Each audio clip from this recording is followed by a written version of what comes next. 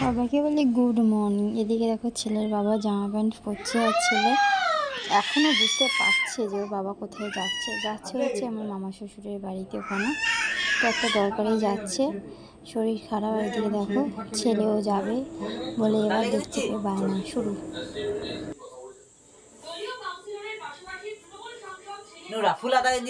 হাত না গুইটে ভালো লাগবে। কি আছে? মোটা হয়ে গেছে, দোষের মধ্যে এই আর কি মোটা হয়ে গেছে। হাতটা গোটালে তাহলে ভালো লাগে। না লাগবে না, কিছু যদি খাও নিয়ে যাও না।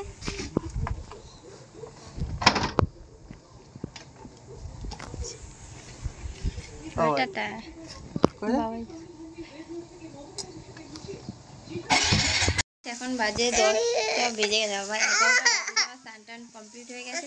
ছেলে একটু ঘুম থেকে উঠে বায়না করছে, মা মা মা করছে। দেখো বাবাই আমার স্নান টান করে খাওয়া দাওয়া তো করছেই না, এই যে এর ওপরে উঠে নাচানাচি লাফালাফি। দরজা দিয়ে বসে আছে, ভেতরে বাইরে হচ্ছে কি আমাদের যে গ্রিলটা ছিল ওটা মানে দুপাল্লা করতে দিয়েছে, ওই জন্য বাইরে কাজ হচ্ছে, প্রচণ্ড আওয়াজ হচ্ছে আর কি। জানলা দিয়ে কাজ হচ্ছে, বসে আছে।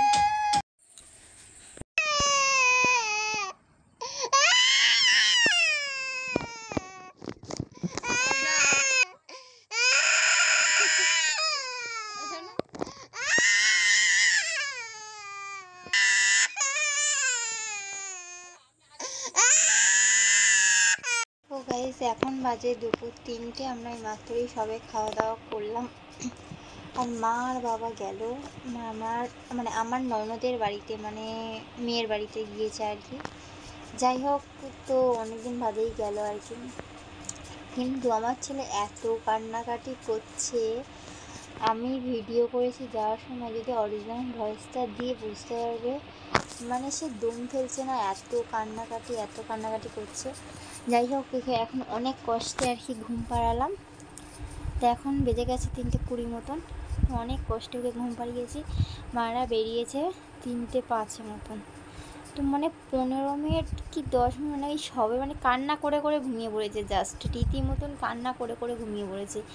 মানে 15 মিনিটের বেশি বলতে গেলেও মানে কন্টিনিউ চিৎকার করে গেছে, কেঁদে গেছে, কিছুতেই শুনছে না। তো ঠাকুমা তো চলে গেছে, তারপর দাদু একটু কোলে নিয়েছে, যতক্ষণ একটু কোলে নিয়েছিল ঠিক 1 মিনিট মতন চুপ করেছিল, তারপর ননসের দেখো কাঁদতে একটুখানি ঘুমিয়ে গেছে।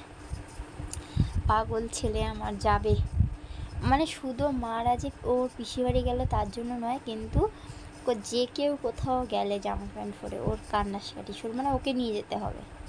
তুমি সোনা বড় হও, আমার পাগল সোনা, তুমি বড় হও, তোমাকে সবাই ঘুরতে নিয়ে যাবে, সবার সঙ্গে। আর এখন 3:30 মতন বাজে, ভালো লাগছে না, দেওরগুলো বাড়িতে নেই যে গল্প আড্ডা দেবো, ফোনেও রিচার্জ নেই। দেখো ছেলে তো একটুখানি ঘুমিয়ে উঠে গেছে, আর আমার তো ঘুম হলোই না। আর আমি ওকে ঘুম পাড়িয়ে নিজে ঘুমাতে ছেলে উঠে গেছে। আর এখন সন্ধ্যা হয়ে গেছে, সন্ধ্যে দিয়ে বসে আছে ছেলে, দেখো জানলা দিয়ে ওই যে ওই বাড়ির দিদি ভাইকে ডাকছে জানলা দিয়ে। আর বসে আছি, বাড়িতে কেউ নেই, আমার দেওর দুটো গিয়েছে একটা কাজের জন্য, ছেলের বাবা গিয়েছে তার মামার বাড়িতে, আসেনি, আসবে মানে 8টার মধ্যে ম্যাক্সিমাম সবাই বাড়িতে ঢুকে যাবে আশা করছি। এখন বাজে 6টা, আর সন্ধ্যা হয়ে গেছে বাইরে, সন্ধ্যা দিয়ে ছেলেকে নিয়ে এই ঘরে এসে যে ফোনে রিচার্জ নেই, কি তো রিচার্জ নেই, কি করবো, ছেলেকে নিয়ে ঘরে এসে টিভি ছেড়ে বসে আছে।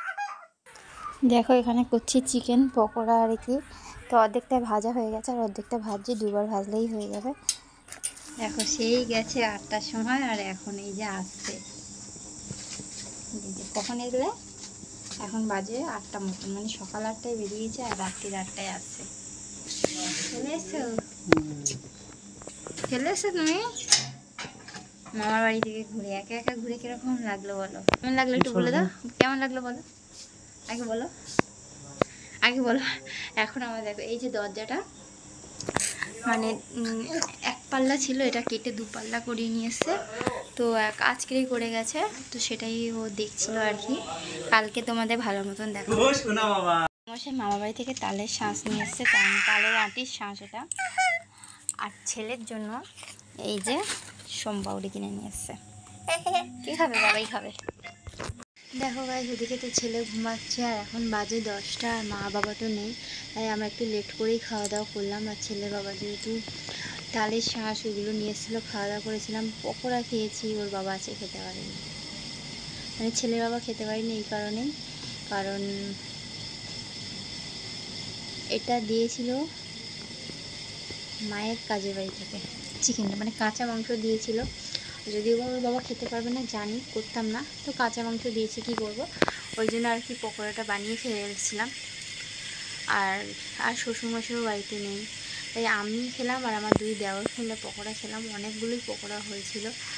আর ছেলের জন্য কিছু আবার রেখে দিয়েছি একটা দুটো, কারণ ছেলে বেশ ভালো খেয়েছিল নাকি, আমি তো জানি না, আমি তো বানাচ্ছিলাম, আমার দেওর বলে হ্যাঁ বৌদি ছেলে খাচ্ছে, তো ওইগুলো খাওয়া দাওয়া করেছিলাম। চলো সবাই করে tata, bye bye, good night. ছেলে উঠে গেছে, দেখো ওই দেখো, ওই দেখো, বাই, গুড নাইট। সবাই ভালো থেকো, সুস্থ থেকো।